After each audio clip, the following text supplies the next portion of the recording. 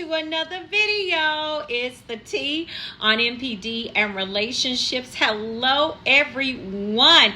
To all of our new subscribers and new family members, hello, hi, welcome. And to my tribe and family at large, welcome back.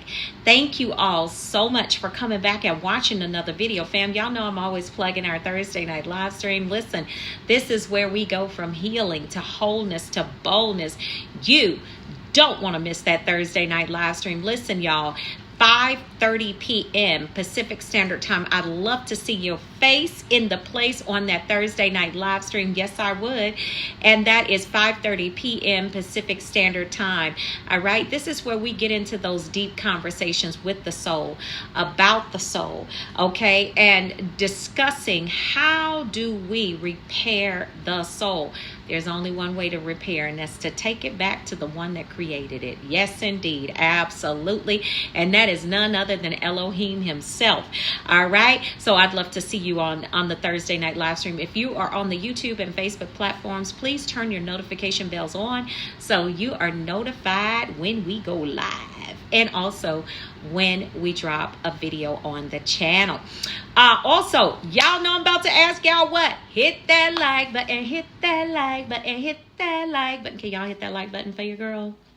Can y'all please help a sister out? Can y'all, Lord help a sister out now? Can y'all help me out, please? Thank you so much. For those of you that have been hitting that like button, I want to say thank you. Thank you so much. I appreciate you. All right. And also, if you are looking for a life coach, I am accepting new life coaching clients at this time. Last but certainly not least, let's get into this book. Let's talk about this book, y'all. This, my first book collaborative effort, Seduced by Satan. Y'all. Y'all. Yeah, this is where this is how it goes down. You know what I'm saying? Listen, I'd love for you to pick up your copy of the book today.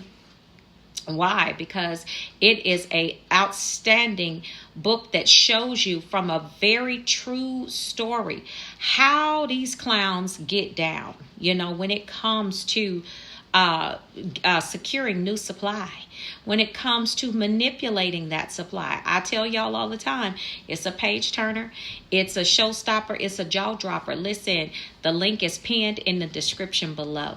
All right.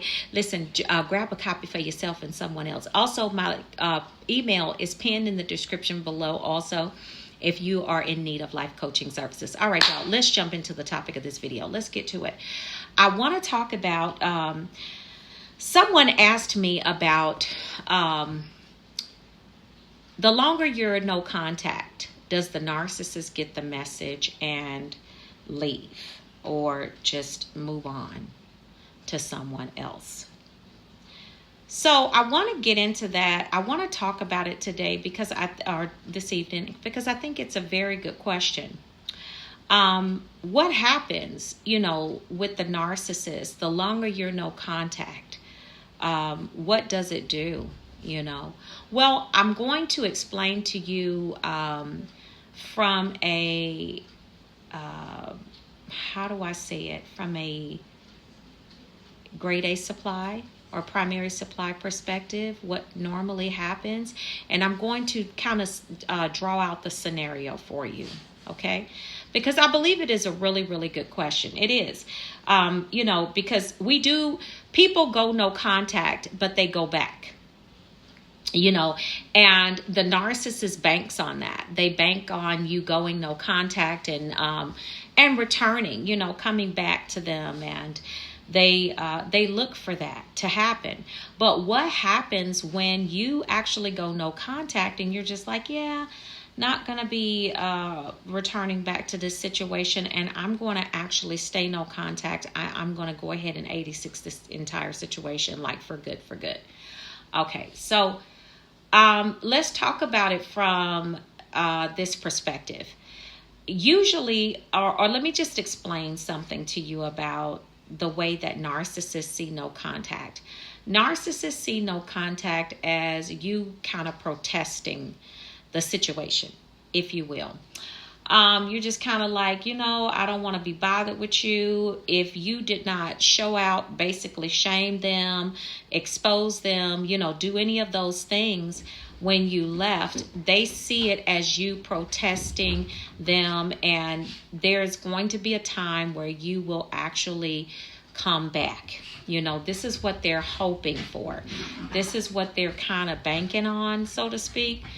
So you have to look at that first, okay? And then when we talk about the other piece of it, then you'll kind of get where I'm going with it.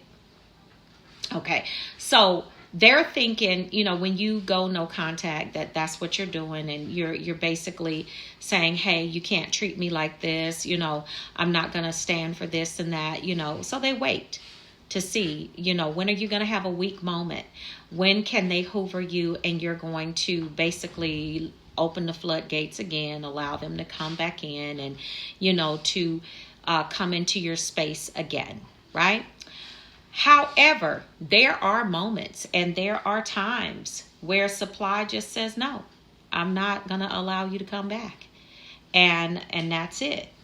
So in those instances, narcissists are not really prepared for that, because they always think that they have the right to come back.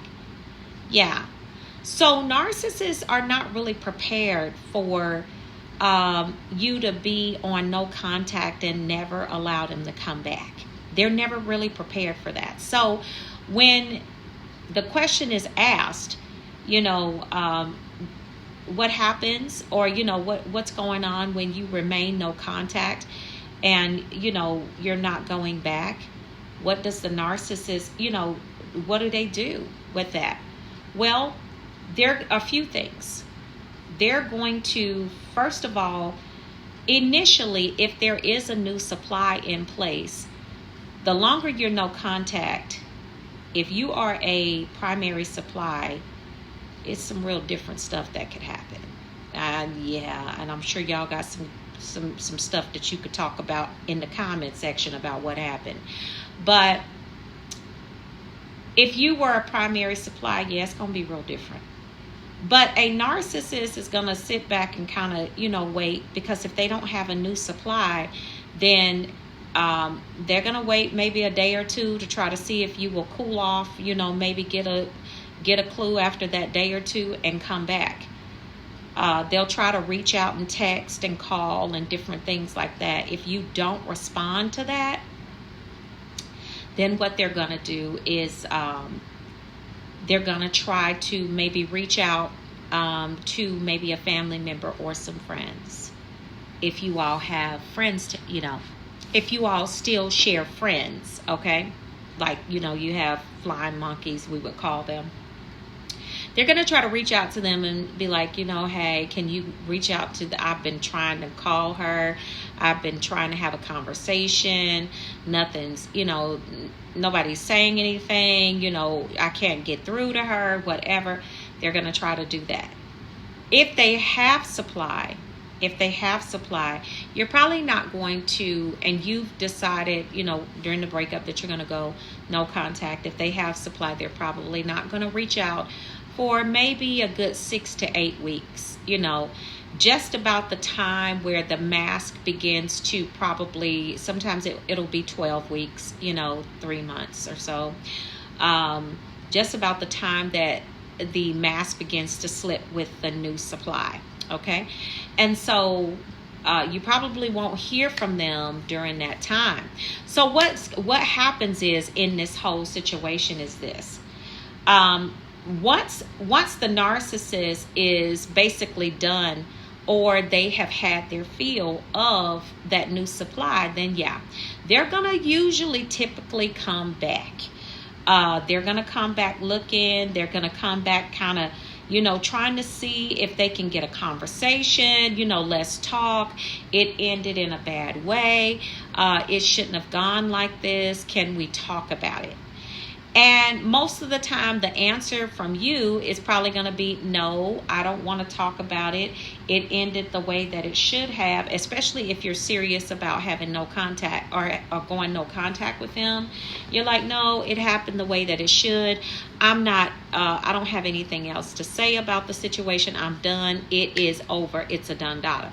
Now, when you see it like that, the narcissist doesn't know that, okay? Because you haven't communicated that. You're just communicating it through your actions.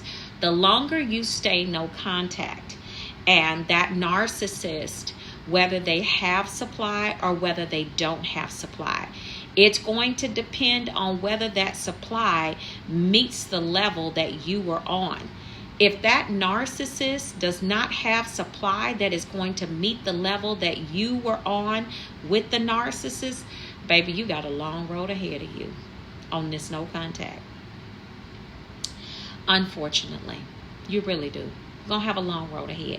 And I'm going to tell you something. Unfortunately, if they never meet another person like you, they ain't going to never get over you. I told y'all before, they don't get over supply.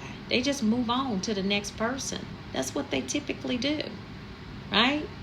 But what's going to happen is they're going to wait. They're going to try to wait it out. Now, that doesn't mean that they're not going to have supply in between, okay? It doesn't mean that. It just means that they're not going to have supply. If they don't have supply like you, that doesn't mean that they don't have supply, but that also doesn't mean that they're going to stop reaching out or trying to contact you. Listen, I'm going to tell y'all, can I just keep it a thou wow? Listen, it's been 6-7 years for me and one of the narcissists, or a couple of them, still be trying to, these crazy little text messages come through. Can I talk to you? Can I have like from some crazy number? You're just like, what? Who is that? I don't respond.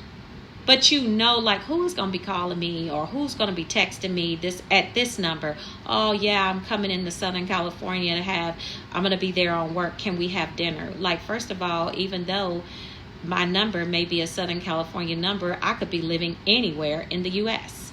How do you know I'm in Southern California? Or how do you know where I am? You know what I'm saying? So it's just, it's crazy. Even if they do somewhat can get a supply that agrees, and y'all, I'm gonna tell y'all something. And this is actually a video for another day. They can marry another supply and still be beating your dough down. Yeah, they can do that. I'm telling you, y'all, it is absolutely crazy. They could marry somebody else. But the longer you stay no contact, it doesn't necessarily mean that the narcissist is just going to forget about you and, walk away. Because the question was asked, what happens with the narcissist the longer you stay no contact? That was the question that was originally asked, which is a very good question. But it just depends. And I've just told you all, giving you the different scenarios, but it just does not, just because you are, the narcissist is with someone else, they could be married to another person. It just depends on what type of supply you were to the narcissist. Even if they could be married to another person and still trying to reach out and get a conversation going with you. Because that's just how retarded, I just don't even know another word to these people are absolutely insane. You know what I'm saying? It's like, why don't you go on somewhere? But I literally said that in so many videos, is that you literally have a unwanted fan for life. If you didn't shame them, if you didn't tell them about, you this and that, if you didn't just like really let them know what time it was right there, unfortunately, what you're going to deal with is you're going to deal with somebody that is going to definitely probably be someone that's on your heels for, I don't know. I've heard one reaching out after 15 years of no contact, left, went on about their business, and the person had moved to another state, okay, created a whole new life. I mean, she's like doing well. This clown comes out of nowhere after 15 years. Y'all. So, I mean, the answer to the question is it just depends. You know, I know that's a hot song out right now, but it does. It depends. It depends on, you know, whether they're on top of whether they're 6 feet under or they're on top of the grave, is as to whether you're going to get that Hoover or whether they're going to, you know, come after you. But if you left them and you just basically said, you know what, I'm going to cut my ties and I'm going to move on, chances are, even though you've been no contact for a long extended period of time, the narcissist is probably going to try to contact you again. And the crazy part about it is they'll bring other people into the dynamic in the situation. Oh, can you call so-and-so and ask them, or can you see if they would be willing to have a conversation with me? Yeah, they'll do stuff like that too. So I hope this helps, you know, answer that question. But it doesn't matter. The longer that you're no contact, it doesn't necessarily mean that they're never going to reach out to you, especially if you were that good grade A supply. If you were that primary supply, yeah, probably going to have to deal with it and just stay away. Yeah, change your number, you know, try to just let the people around you know, yeah, that's a no-go. All right. Okay, family. So y'all take really good care of yourselves, okay?